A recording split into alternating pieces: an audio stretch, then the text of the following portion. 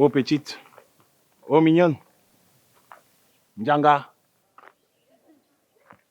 Ça ne va pas. On ne t'a pas appris à respecter les gens. Tu peux ton chien. Je m'excuse. Vous savez, devant une telle beauté, on perd souvent ses moyens. Je suis désolé. Bonjour. Qu'est-ce que tu veux? Au départ, je voulais juste un renseignement.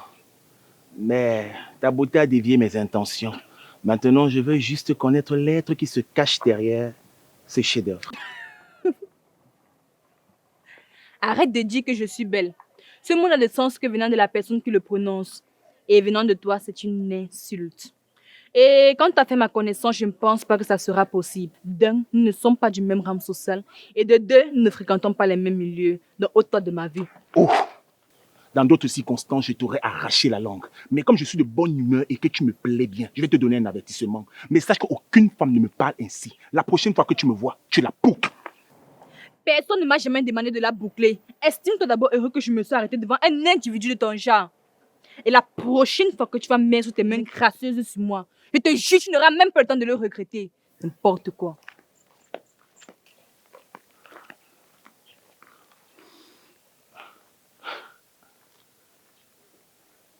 Gaston, tu viens de te prendre un gros râteau dans ta vie. Mais qu'est-ce qui t'arrive? Il faut quand même avouer que cette fille a du caractère. Et j'aime ça. Je sens qu'elle sera bientôt à moi.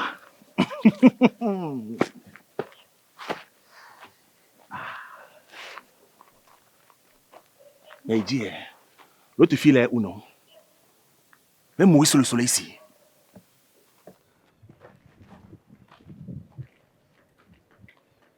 Gaston, réfléchis comment tu vas obtenir cette fille. Je vois que ta folie a déjà dépassé le niveau. Tu parles déjà seul. Je suis en train de cogiter. Je pense à mon avenir et je prends des initiatives. Garçon, pardon, ne me fais pas rire. Depuis quand tu es devenu philosophe? Depuis que je vois le monde autrement. Bref, ce n'est pas pour ça que je t'ai appelé ici. On fait comment par rapport à ce que je t'ai demandé? Tu m'as demandé quoi? Gaston, tu m'as dit que tu vois le monde autrement, non? Commence par t'occuper de ton enfant. J'ai besoin d'argent pour aller à l'hôpital demain. J'ai rendez-vous. Je comprends pourquoi les gars fuient les grossesses ici dehors. Massa, je ne t'ai pas donné l'argent l'autre jour. C'était pour faire l'échographie et voir si l'enfant était bien positionné. Et aujourd'hui, c'est pour voir quoi? Si l'enfant dort bien, si l'enfant a les ailes à la place du bras, ou bien si l'enfant est déjà habillé. Tu ne m'as pas dit la dernière fois que tu pouvais te prendre en charge seule, qu'aux femmes fortes, femmes indépendantes. Mais dès que ça ne taque un peu comme ça, on revient à la source. Tu t'agis trop. Tu t'agis trop, mon ami. Tu t'agis trop. Tu penses que j'ai fait l'enfant si seul? Hein? Je me suis couchée, j'ai bu de l'eau, l'enfant est entré. Tu vas t'occuper de cette grossesse. Oui, parce qu'on l'a fait à deux. Tu as compris? On était ensemble, l'un dessus, l'un dessous. Tu vas t'occuper de cet enfant. Et dis que je t'avais proposé la meilleure des solutions. Tu as refusé.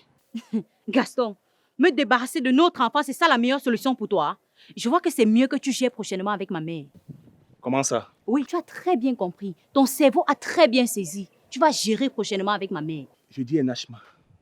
Nachma, pourquoi tu me détestes à ce point? Pourquoi tu veux me tuer? Moi, te tuer? Tu m'as vu avec le couteau en main pour te tuer. Je suis sûr que ta mère est en train de remuer ciel et terre pour trouver le meilleur moyen de me faire la peau. Toi, tu étais obligé de lui dire que c'est moi le père de l'enfant. Tu sais très bien qu'elle ne m'aime pas, mais tu l'as fait question pour elle de trouver un alibi pour pouvoir me tuer. Il faut que je quitte le quartier. Non, c'est mieux la ville. Mais vu la gravité de la situation, c'est mieux que je quitte une fois le pays. Garçon, sois un homme pour une fois. Sois un homme. Réfléchis. Porte ton cerveau là, réfléchis avec ta tête là. Ne réfléchis pas seulement comment tu vas vendre les drogues partout. Tu comprends? Essaye d'aller voir ma mère. Essaye de blanchir ton nom auprès de ma famille. Cause au moins c'est un peu avec mon frère. Tu t'entends un peu avec Wapi, non? Tu es toujours là, tu veux seulement quitter le quartier, tu veux quitter la ville, tu veux quitter le pays, ou tu vas quitter avec quel argent? C'est toi ceux qui connais. Calme-toi très vite. Hein. Moi, discuter avec ta mère? Non, jamais. J'aime la paix. Même si c'est que ma vie n'a pas d'importance pour vous, pour moi, c'est un peu d'importance. Tu sais quoi? Tu as gagné. Tu vois un peu? Je vais te donner l'argent. Mais il faut que je rentre à la maison. Comme ça, là-bas, je vais te faire le dépôt. Gaston, viens ici, là. Tu vas me déposer l'argent, là, et je veux voir le message avant que tu ne partes. Je n'ai pas l'argent ici. L'argent à la maison. Attends. Gaston, ne m'énerve pas. Ne m'énerve même pas. Ne fais même pas réveiller le démon qui dort en moi. Je n'ai pas le téléphone sur moi pour te faire ça. C'est à la maison. Gaston, tu sais que je suis une vieille grillée. Ne m'énerve même pas. Dépose-moi l'argent là maintenant. Peut-être que tu as envie que je déverse mes hormones de grossesse sur toi. Ne sors pas tes yeux, tu me regardes avec. Dépose-moi l'argent là et maintenant, j'ai rendez-vous à l'hôpital demain. Fais vite. Nashma, lâche-moi. Je ne te lâche pas. J'ai dit, on t'a envoyé sur moi. Tu m'as fiché au quartier. Tu vas me donner l'argent là. Demain, je vais aller à l'hôpital. Et tu penses en m'arrêtant comme ça que l'argent va sortir. Gaston, je ne te lâche pas. Nashma, lâche-moi. Hein. Décidément, tu te vends alors moins cher. Sophie, s'il te plaît, j'évite de croiser ton chemin, donc fais de même. Je fais ce que je veux, tu n'as aucun ordre à me donner. En plus, je le fais pour le bien de la famille. Que vont penser les gens du quartier quand ils verront celle qui sort de chez nous causer avec un homme sans classe, non loin de la maison? Ma soeur, s'il te plaît, ne baisse pas le charisme de la famille. Je suis à côté au cas où tu l'aurais oublié. Donc un peu de tenue. Gaston, s'il te plaît, ne t'en mêle pas, c'est entre ma soeur et moi. Donc la petite impolie, c'est ta sœur. Laisse-moi te dire quelque chose, petite sotte. Je suis le père de l'enfant que porte ta sœur. Et tu me dois un peu de respect, car je viendrai régulièrement chez lui rendre des visites. Aïe, ma soeur. Dans le garçonnet qui essayait de me draguer tout à l'heure là, est le père de ton enfant. Je me suis pas trompée à ton sujet. Tu batifoles avec la racaille. C'est dommage. Aïe. Bon, les deux Totoro, je m'en vais.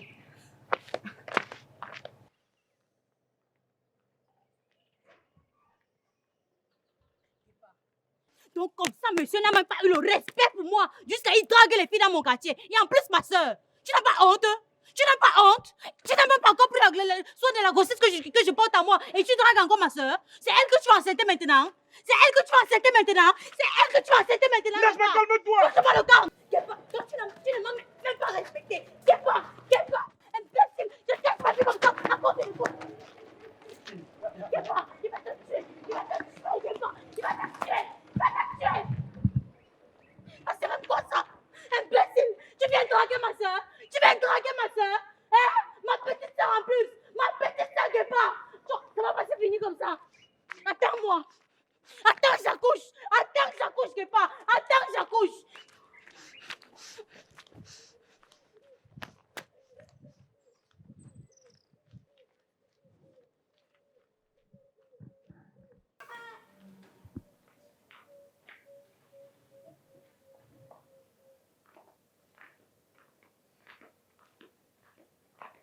Ma, ton transfert est arrivé. Ah oui, oui, oui, c'est arrivé. Merci, ma chérie.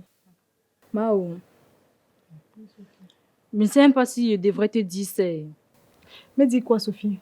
Tu sais, j'étais toujours juste derrière me cacher. Alors, vas-y, je t'écoute.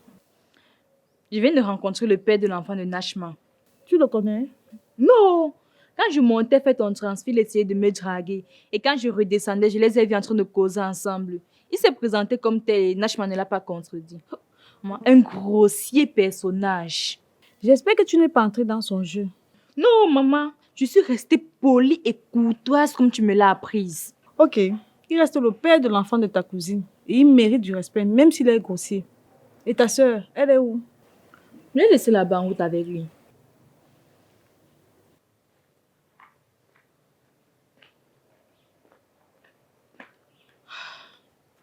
Nashma, viens ici.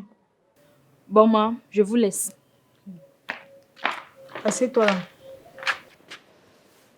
Dis-moi, Nashma, comment tu comptes gérer ta grossesse? Je ne comprends pas ta question, Tata. Comment ça, tu comprends pas? Les visites, la layette et autres. Le père de mon enfant va gérer tout ça. En passant, parle-moi de lui, je sais rien de lui. Tata, il s'appelle Gaston et c'est un jeune entrepreneur. Quant à ses ambitions, si quelque chose de nouveau se profile à l'horizon, je vous tiendrai informé. Pour le moment, c'est un peu compliqué. Mais Nashma, il entreprend dans quoi? C'est le nouveau mot que vous avez trouvé maintenant pour dissimuler les choses, n'est-ce pas? Un homme qui est responsable ou qui veut se responsabiliser ne vient pas voir sa copine enceinte en route. Tata, il voulait venir, mais c'est... Nashma, il n'y a pas de mais. Il n'y a pas de mais, Nashma. Tu dis qu'il est entrepreneur. C'est comme ça qu'on appelle maintenant les vendeurs de drogue. Les entrepreneurs. Hein? Je suis au courant de tout. Un homme qui est responsable et qui veut se responsabiliser ne vient pas voir sa copine enceinte dans les rues. Et puis, je n'ai même aucun problème avec ça. Je suis de ceux-là qui pensent qu'une femme peut contribuer au changement de son homme. Mais je ne cautionne pas le fait qu'on n'apprenne pas de ses erreurs. Tata, j'ai appris de mes erreurs, je t'assure. Non, Nashma, tu n'as pas appris de tes erreurs. Sinon, tu ne l'aurais pas reçu dans le noir. Tout ce qui se fait dans le noir ne produit rien de bon. Donc, à l'avenir, s'il te plaît, reçois-le à la maison ici comme une personne responsable. Est-ce que je me suis fait comprendre? J'ai compris, Tata. Ok. Maintenant, tu dois être fatiguée. Va te reposer. Merci, Tata.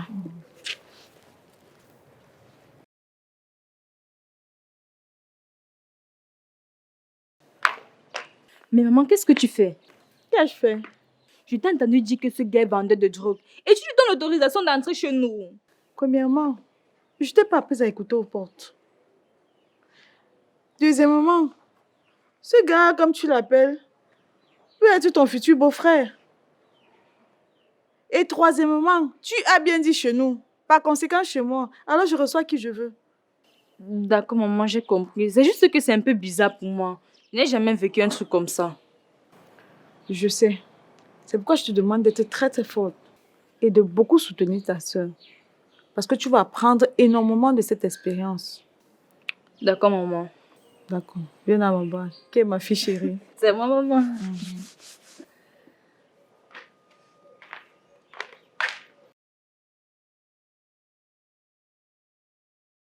Merci d'être venue. Vous m'avez tellement manqué. Toi aussi, tu nous as manqué, ma soeur chérie. Ah, je vois seulement la magie avec vous. Hein. Déclaration sur nous maintenant. Donc, vous aussi dites ce genre de choses. Mignonne, ne fais pas semblant. Hein. C'est toi qui me mettais la pression pour qu'on vienne ici voir Nashma, non? Je disais ça seulement comme ça. Nashma, il m'a avoué que la maison est vide sans toi. Menteuse. Bref, sincèrement, on a une très bonne famille. C'est vrai qu'on se dispute tout le temps, on se chamaille, mais on a une très bonne famille. Parce que ce que je vis dans cette maison, c'est Dieu seul qui sait. Hey, attends d'abord un peu. Les autres femmes enceintes ont les nausées, les vomissements. Toi, t'as pas de grossesse là, ça te donne seulement l'inspiration. Attends, Mignonne, Nashma, tu as parlé de vivre. Qu'est-ce que tu vis ici? Qu'est-ce qui se passe? Marie, on sait tous que tu marches trop. Et même plus que les explorateurs qui ont découvert les terres nouvelles comme l'Amérique à l'époque. Nashma, ne recommence pas. Ah, elle ne commence pas quoi? C'est d'abord faux ce qu'elle dit. Tu ne marches pas. Miem, respecte ta sœur. J'étais de 10 ans ce que... Ah, mais il faut seulement voir la magie avec ta grossesse. Hein. La grossesse là t'a seulement donné l'inspiration. Le gros français que j'étais de 10 ans, c'est que... Miem, Parle, s'il y a une chose qui n'a pas changé en moi, c'est mon coup de poing. Parle, on t'écoute. Bien. Nous savons tous que Wapi est un éternel chômeur et qui passe son temps à crier sur tous les toits qu'il est le chef de famille. Et nous savons aussi que Alice est la présidente du club des divorcés. Nous savons aussi que Mignem est le plus déganté de la famille. Et doucement, hein. Tu voulais dire quelque chose? Voilà. Et on sait aussi que je suis comme je suis ce que je suis. Mais malgré tout ça, on vit avec, on est soudés, on s'aime tel qu'on est. Il n'y a pas d'hypocrisie entre nous. Mais c'est que je vis dans cette maison. Ah, attends. Qu'est-ce que tu vis ici? Qu'est-ce qui se passe au juste? Marie, Sophie est d'une mesquinerie terrible. Quand sa mère là, elle fait comme si elle m'aimait trop. Mais dès que sa mère tourne le dos, elle me brutalise verbalement. Nashma, pardon, ne la tue pas seulement. Elle la tue pas pourquoi? Elle dérange d'abord la sœur de qui? Hein? Il faut la tuer s'il le faut. Hein? Merde. J'ai d'abord confiance à toi. Qui peut d'abord dépasser ma bangado de luxe? Hein? Si. Qu'est-ce que signifie Bangando? Ça signifie grande sœur. En langage du quartier. Vous, les jeunes d'aujourd'hui, avec votre français là, certains s'aventurent même à écrire ça sur leur feuille de papier à l'école, vraiment. La nouvelle génération, c'est pas possible. Alors, mais Nashma, pourquoi tu les reçois ici? Vous avez mangé quelque chose, les enfants? Non, on n'a nous rien mangé. Mais pourquoi? On ne vous a rien servi, on va vous servir à manger. Vous voulez aussi boire du jus? Non, tata, ça va. On était sur le point de partir. Non, comment? Je marche avec toi. Moi, je veux le jus. Ah. Ah, sacré Minième. Là, je te reconnais. Ok, on va t'acheter du jus. En passant, pourquoi vous n'êtes pas venu avec ton mère? Pourtant, elle m'a dit qu'elle était en route. Notre mère. Notre mère. Ben oui. Ça va leur dire que je vais revenir manger un autre jour. Mais arrêtez-moi ça. Je ne suis pas dans vos histoires de jeu là. Asseyez-vous et vous prenez le jeu. Vous ne pouvez pas venir chez moi et partir comme ça. En fait, on devait... On vient de nous appeler qu'on doit nourrir les canards. Mais qui vous a appris que quand une grande personne, dessus quoi votre temps vous donne à manger, vous refusez? Papa, ils nourrissent souvent les canards. Oui, maman a commencé l'élevage. Ça donne beaucoup d'argent. L'élevage des canards. Oui, Et les c'est canards. même pour le stage de Minième. Oui, mon stage à l'école, je fais aussi l'élevage. On va attendre.